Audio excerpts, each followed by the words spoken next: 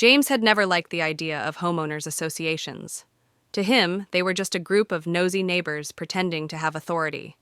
That's why, when he and his wife Linda bought their home on the outskirts of Maplewood, he made sure to pick a house that wasn't under HOA control. Or so he thought. Linda had been disabled for the past 3 years after a car accident left her unable to walk without assistance. She rarely left the house, and when she did, James made sure everything was as easy as possible for her. That included parking her van in their driveway, close to the entrance, so she didn't have to struggle too much. Then, one morning, James stepped outside and found the van was gone. At first, he thought it had been stolen, but then he noticed the small, passive-aggressive notice taped to their front door. It was from the Maplewood Improvement Association, an HOA James had never agreed to join. Your vehicle has been towed due to non-compliance with HOA regulations. Please contact us to discuss your outstanding membership obligations and fines. James clenched his fists. They towed Linda's van? Over some HOA nonsense? He didn't even belong to their HOA. His blood boiled as he grabbed his keys and stormed off to the HOA office. If they thought they could get away with this, they were about to learn just how wrong they were. James pulled into the Maplewood Improvement Association's tiny office parking lot, his tires screeching slightly as he stopped. His heart pounded with a mixture of rage and disbelief. As he stepped inside, the air smelled like cheap coffee and the overpowering scent of fresh paper. A middle-aged woman with thin-rimmed glasses sat behind the front desk, typing on an ancient-looking computer. She looked up and gave him a fake smile. "How can I help you, sir?" James slammed the notice onto the desk. "You towed my wife's van. She's disabled, and we're not even part of your damn HOA." The woman's smile barely faltered. "Sir, all residents of the Maplewood neighborhood are subject to our regulations. If you've failed to pay your dues or adhere to our guidelines, we are authorized to enforce compliance." James gritted his teeth. "That's funny, because when I bought my house, I specifically chose one that wasn't under HOA control."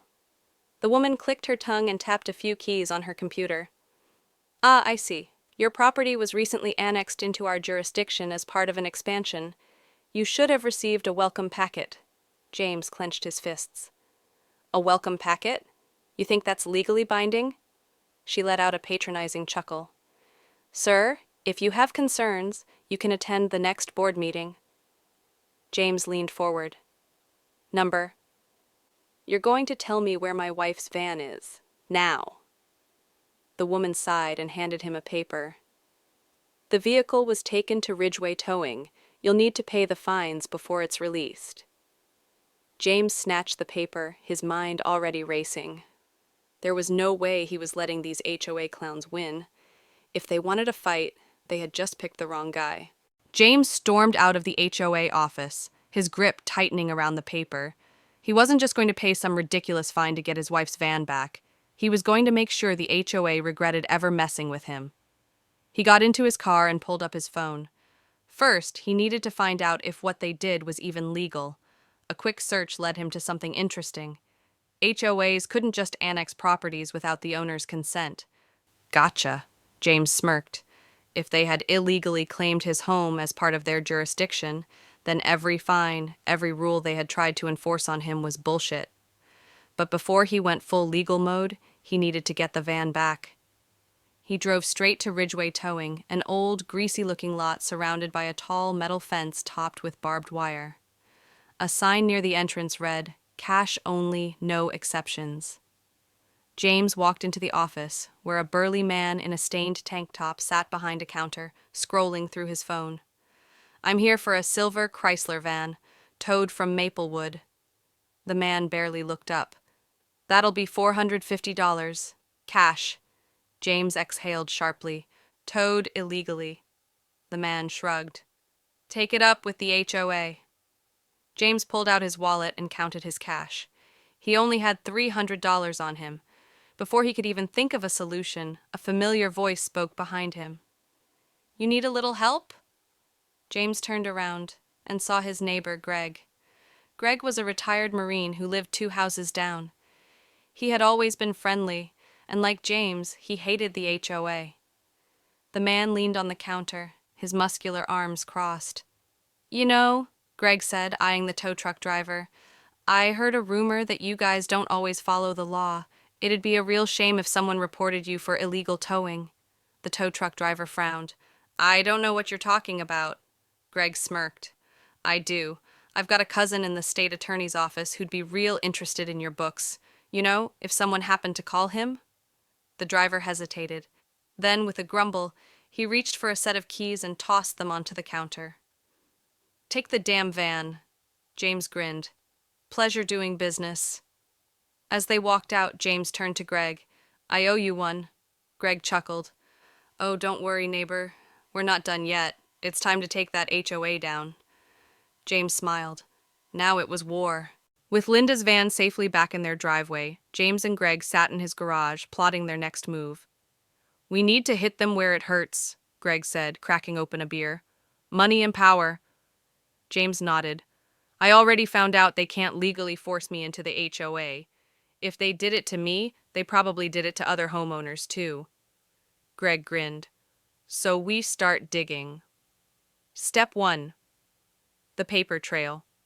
James spent the next 2 days researching HOA laws, while Greg knocked on doors, gathering complaints. He wasn't alone. Turns out at least 10 other homeowners had been tricked into believing they had no choice but to join the HOA. They had been paying bogus membership fees and fines for years. Even worse, some of them had lost thousands of dollars in so-called violations.